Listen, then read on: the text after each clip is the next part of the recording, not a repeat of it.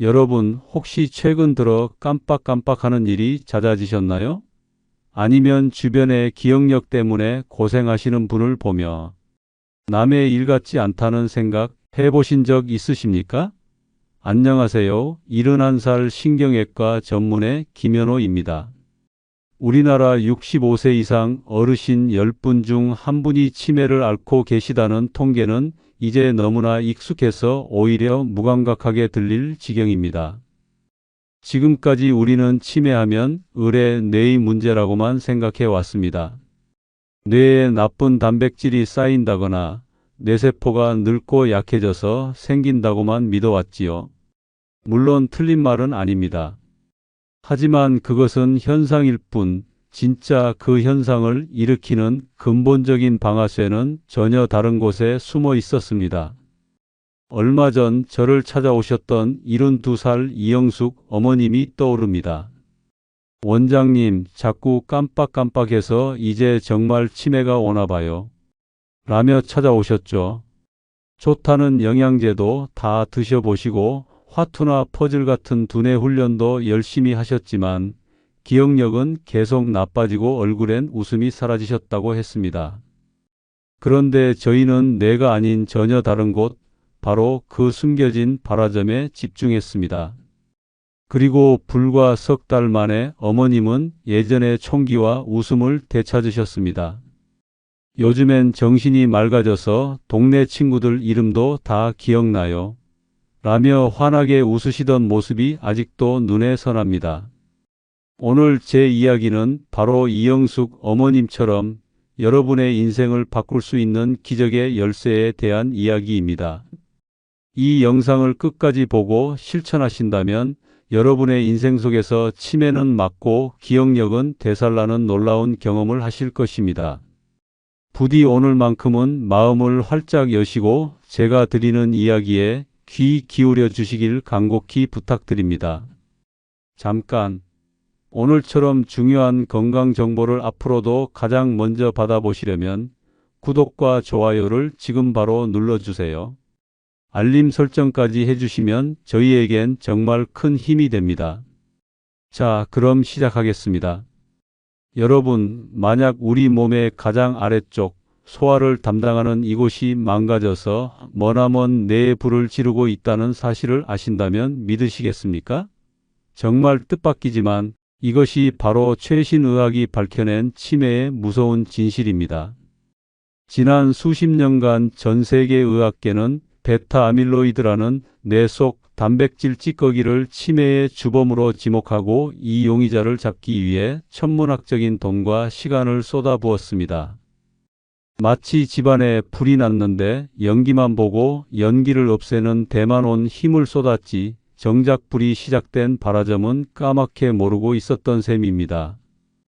평생을 환자들을 돌봐온 저 역시 의과대학 시절부터 교과서를 통해 그렇게 배워왔고 그것이 당연한 진리라고 믿어왔습니다.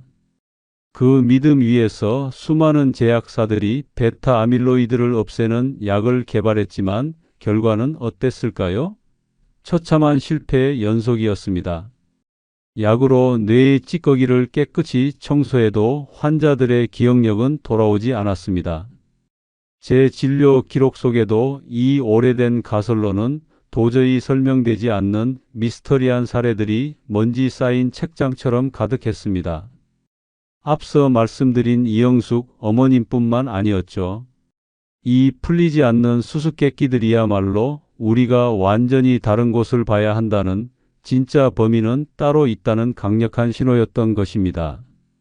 그리고 마침내 끈질긴 연구 끝에 과학자들은 그 누구도 주목하지 않았던 곳에서 치매를 일으키는 진짜 발화점을 찾아냈습니다.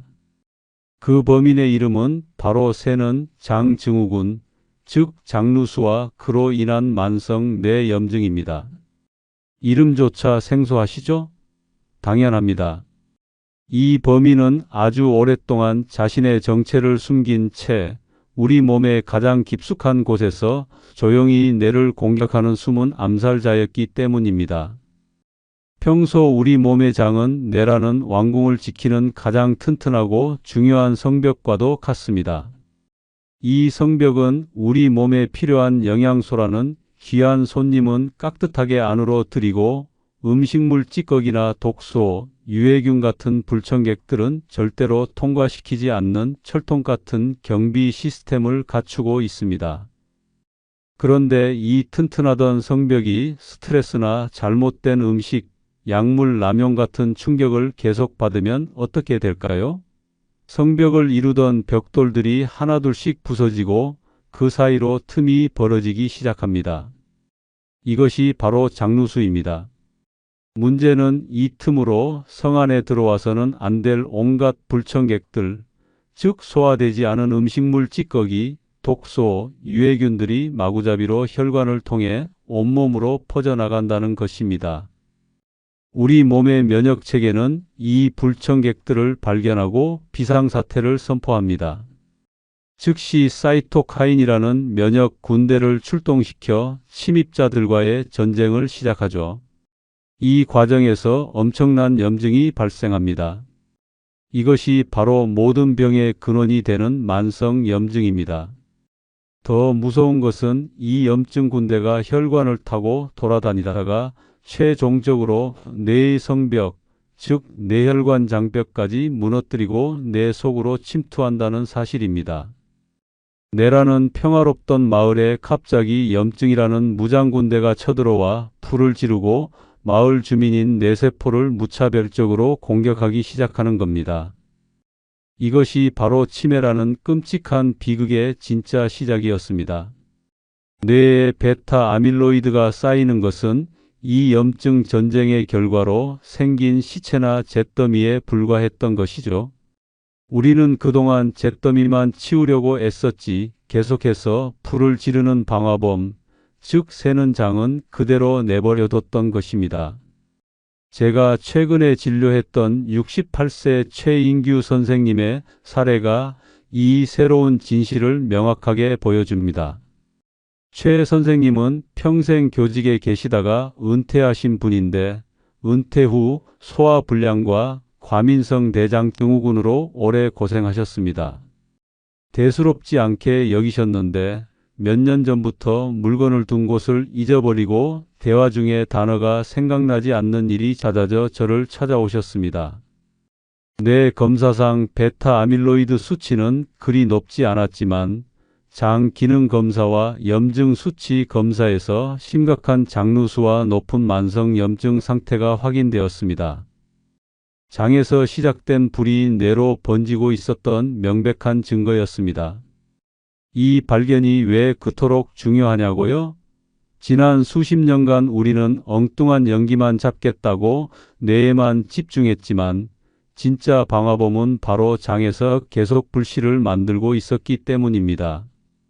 이제야 우리는 진짜 불이 시작된 곳을 향해 소방호스를 겨눌 수 있게 된 것입니다. 실제로 장 건강을 회복시키고 장벽을 튼튼하게 만드는 치료를 하자 뇌의 염증 수치가 낮아지고 인지 기능이 개선되는 놀라운 결과들이 전 세계적으로 보고되고 있습니다. 이것은 동물 실험뿐만 아니라 우리 인간에게도 똑같이 적용되는 살아있는 진실이라는 뜻입니다. 그렇다면 대체 무엇이 이토록 튼튼했던 우리 몸의 성벽, 장을 허물어뜨리고 뇌에 불을 지르는 끔찍한 방화범으로 만드는 걸까요? 이제 그 결정적인 범행 동기에 대해 알아볼 시간입니다. 지금부터 제가 그 범인의 정체를 하나씩 아주 쉽게 설명해 드리겠습니다. 우리 뇌의 성벽을 무너뜨리는 장누수라는 방화범은 대체 어떤 수법으로 우리 몸을 공격하는 걸까요? 그 범행 과정을 재구성해 보겠습니다. 첫 번째 단계는 성벽 이완입니다.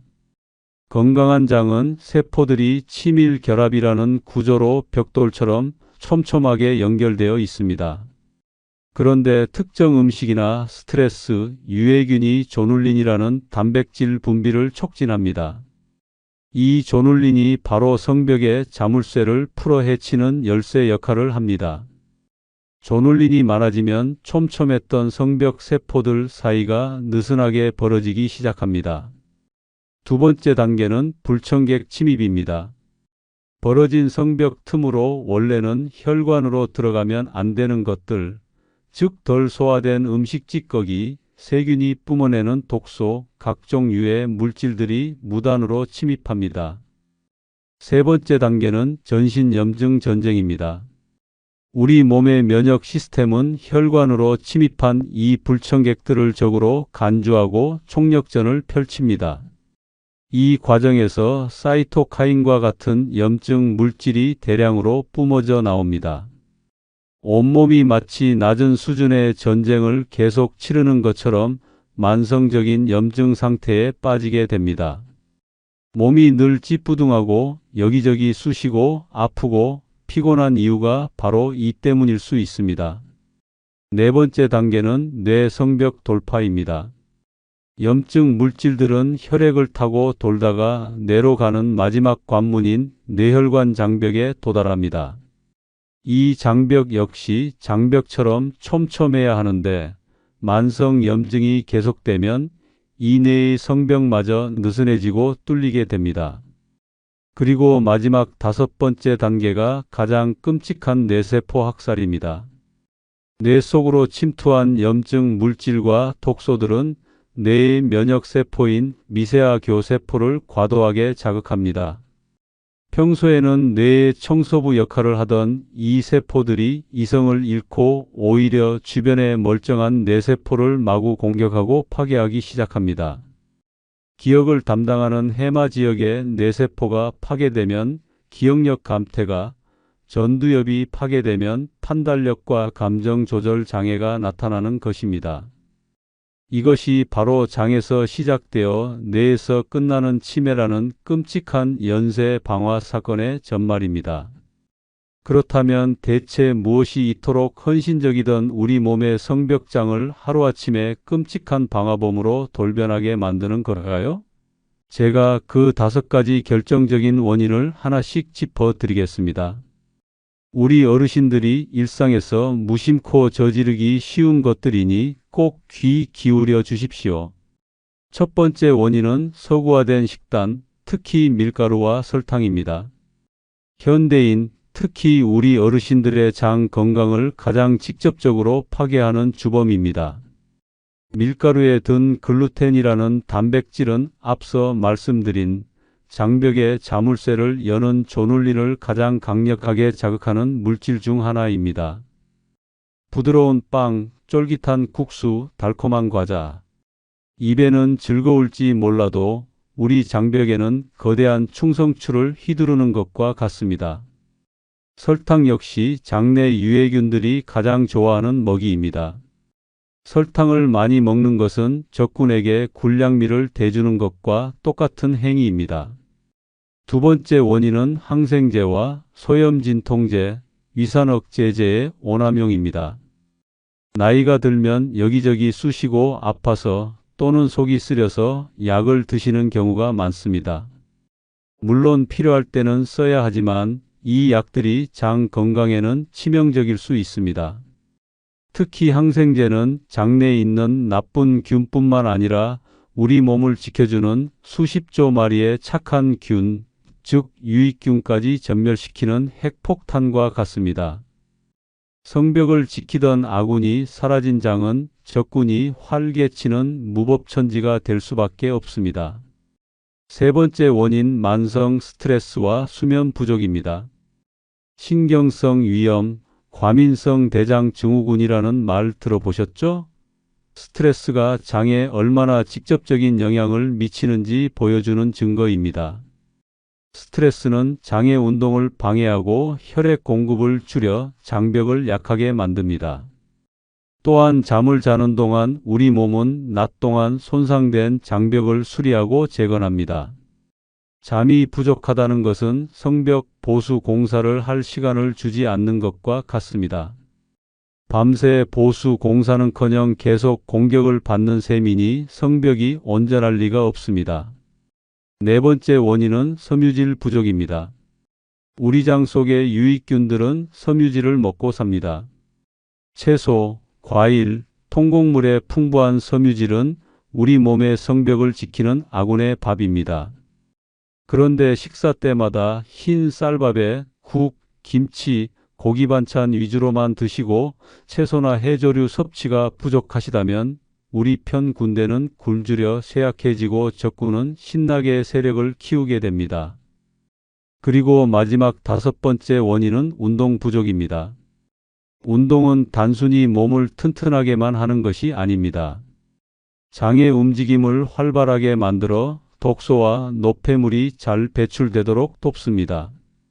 또한 장내 유익균의 다양성을 높여 장내 생태계를 건강하게 만듭니다. 가만히 앉아만 있는 것은 우리 몸의 성벽을 지키는 순찰대를 해산시키는 것과 같습니다. 자, 이렇게 우리 장을 무너뜨리는 5가지 원인을 모두 알아보았습니다. 그렇다면 우리는 이 교활한 범인으로부터 우리 몸의 성벽을 다시 세우고 뇌라는 소중한 왕궁을 어떻게 지켜낼 수 있을까요? 지금부터 그 가장 중요하고 확실한 예방법에 대해 말씀드리겠습니다. 자, 이제 이 교활한 내부의 적, 장누수로부터 우리 몸과 뇌를 지켜낼 시간입니다. 지금부터 제가 알려드리는 것은 단순한 건강 정보가 아니라 무너진 성벽을 재건하고 뇌의 평화를 되찾는 10가지 핵심 방어 전략입니다. 이 전략들은 모두 과학적 근거가 있는 검증된 작전 계획이니 꼭 귀 기울여 주시고 오늘부터 하나씩이라도 실천해 주십시오. 첫 번째 전략은 글루텐과 설탕 줄이기입니다. 이것은 성벽을 파괴하는 주범인 포탄 공급을 원천 차단하는 가장 근본적인 방어 전략입니다. 오늘부터 식사하실 때 빵, 국수, 과자 대신 현미밥이나 잡곡밥을 선택해 보십시오. 달달한 믹스커피나 음료수 대신 따뜻한 물이나 녹차를 드시는 작은 습관이 무너진 성벽을 복구하는 첫걸음입니다. 두 번째 전략은 섬유질 풍부한 식단입니다. 이것은 우리 편 군대, 즉 유익균에게 충분한 식량과 무기를 보급하는 전략입니다.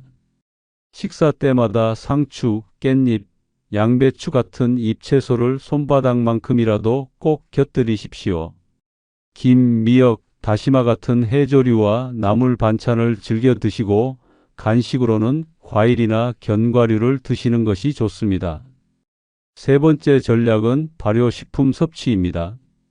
이것은 우리 성벽을 지킬 정예부대, 즉 프로바이오틱스 유산균을 직접 지원하는 것입니다. 우리의 전통 음식인 김치, 된장, 청국장이야말로 세계 최고의 프로바이오틱스 공급원입니다. 다만 너무 짜지 않게 드시는 것이 중요합니다. 플레인 요거트나 케피어 같은 유제품도 좋은 선택입니다. 네 번째 전략은 질 좋은 지방 섭취입니다. 나쁜 지방은 염증을 일으키지만 좋은 지방은 오히려 염증을 끄는 소방수 역할을 합니다. 들기름이나 올리브유를 매일 한 숟가락씩 드시거나 고등어, 꽁치, 연어 같은 등푸른 생선을 일주일에 2번 이상 식탁에 올리십시오. 오메가3 지방산이 우리 뇌와 장의 염증을 잠재워 줄 것입니다. 다섯 번째 전략은 충분한 수면입니다. 잠은 단순한 휴식이 아니라 낮 동안 손상된 장벽을 복구하는 황금 시간입니다. 하루에 최소 7시간 이상, 특히 밤 10시에서 새벽 2시 사이에는 깊은 잠을 주무시는 것이 중요합니다. 잠자리에 들기 전 스마트폰을 멀리하고 따뜻한 물로 샤워하는 습관이 숙면을 도와줄 것입니다. 여섯 번째 전략은 규칙적인 운동입니다. 운동은 장의 연동 운동을 촉진해 독소를 배출하고 장내 유익균을 활성화하는 최고의 방법입니다. 땀이 살짝 날 정도로 하루 30분씩 걷는 것만으로도 충분합니다. 무리하지 마시고 꾸준히 하는 것이 중요합니다. 일곱 번째 전략은 스트레스 관리입니다. 스트레스는 장 건강이 보이지 않는 적입니다. 하루 10분이라도 조용한 곳에서 눈을 감고 깊게 숨을 쉬는 명상의 시간을 가져보세요. 좋아하는 음악을 듣거나 친구와 즐겁게 대화하는 것, 화초를 가꾸는 것, 모두 훌륭한 스트레스 해소법입니다.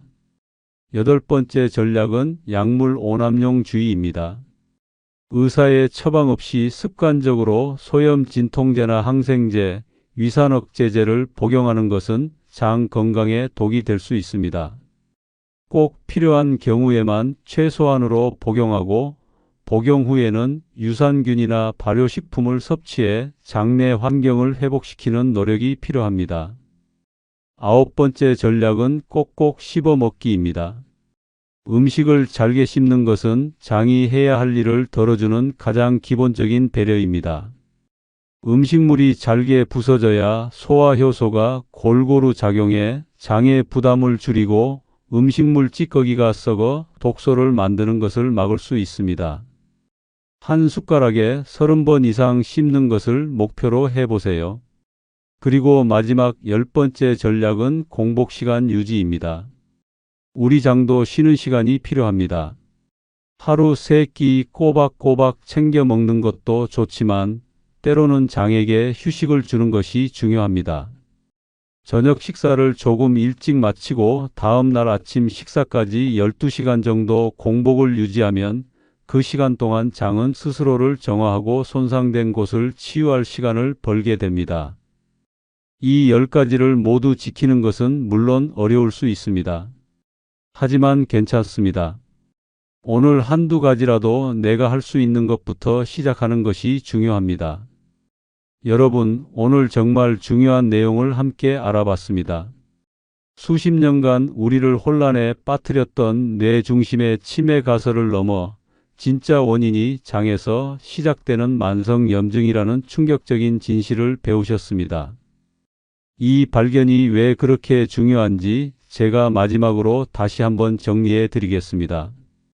첫째, 이제 우리는 진짜 범인을 알게 되었습니다. 더 이상 연기만 쫓아다니지 않아도 됩니다. 둘째, 범인을 알았기에 효과적인 예방법도 찾을 수 있게 되었습니다. 뇌는 우리 마음대로 하기 어렵지만 장은 우리가 먹는 음식과 생활 습관으로 충분히 바꿀 수 있습니다. 셋째, 치매는 더 이상 나이가 들면 어쩔 수 없이 걸리는 운명이 아니라 충분히 예방하고 관리할 수 있는 생활습관병이라는 희망을 갖게 되었습니다. 오늘 말씀드린 10가지 방어 전략을 다시 한번 요약해 드리겠습니다. 밀가루와 설탕 줄이기, 섬유질과 발효식품 섭취, 좋은 지방 먹기, 충분한 수면, 규칙적인 운동, 스트레스 관리, 약물 오남용주의, 꼭꼭 씹기, 그리고 공복시간 유지입니다. 이 모든 것을 한 번에 지키기 벅차시다면 괜찮습니다. 가장 중요한 기둥 3가지만 먼저 기억하십시오. 바로 나쁜 음식 멀리하기, 좋은 음식 가까이 하기, 그리고 충분한 수면입니다. 이 3가지만 제대로 해도 우리 몸의 성벽을 무너뜨리는 주범의 활동을 크게 줄일 수 있습니다. 제가 평생을 살아오며 깨달은 것이 있습니다. 건강이라는 큰 성은 하루아침에 지어지지 않는다는 것입니다. 매일 조금씩 실천하는 작은 습관이라는 벽돌들이 하나하나 쌓여서 10년, 20년 뒤에 누구도 무너뜨릴 수 없는 튼튼한 건강의 성을 만듭니다.